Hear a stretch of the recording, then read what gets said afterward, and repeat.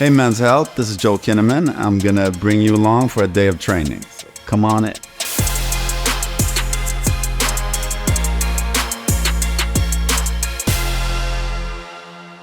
So I'm here with Yoko Hamamura, a dear friend. He plays Ruiz in Silent Night, and absolute savage. And we usually do a little mitts, do some punches and kicks before we get into jiu-jitsu.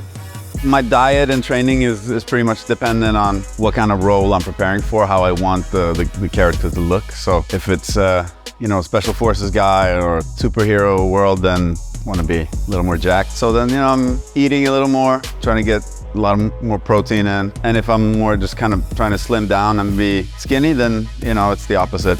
So just protein and vegetables basically. So we're just practicing some kicks, and I was told to say what the benefits of it is, and the benefits of that, the better the kicks are, the more it hurts on the other person. So we're gonna have them shadow box a little bit, have him kick the pads as I hold it up. So Joel, I'll have you shadow box a little bit. Go ahead, start shadow boxing, and then whip a kick when you're ready. Yes. My goals with training are usually tied to whatever role I'm working on at the moment. If I'm playing some more cerebral, maybe more intellectual character, then I focus on just training jiu-jitsu and eating less to just kind of get skinny. Whereas if I'm doing something more in the action space, then I usually try to hone some skills that are good for the role, but also building up the body a little bit.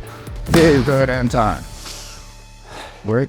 For Silent Nights, the training was kind of varied, because on the one hand, I needed to, get into shape, because, in the movie I had a fucking montage, so as soon as you get a montage, you know where you need to go with that. So it was like lifting weights and doing that kind of work. But then we wanted to make the action sequences really dirty and messy and frenetic. So Jeremy and Yoko and all the other guys here, they have me doing kind of classic stunt work, and we also designed the fights so that I could do the absolute majority of them. We mixed in, some jiu-jitsu also for fun, some kickboxing and stuff like that, but then a lot of focus on the actual stunt work. In Suicide Squad, it was a little different training. I'm playing a colonel, the military special forces guy, so we're doing a little bit more tactical training before that, a lot more weapons training. And then, I also had a shirtless scene in it, so, I was also training.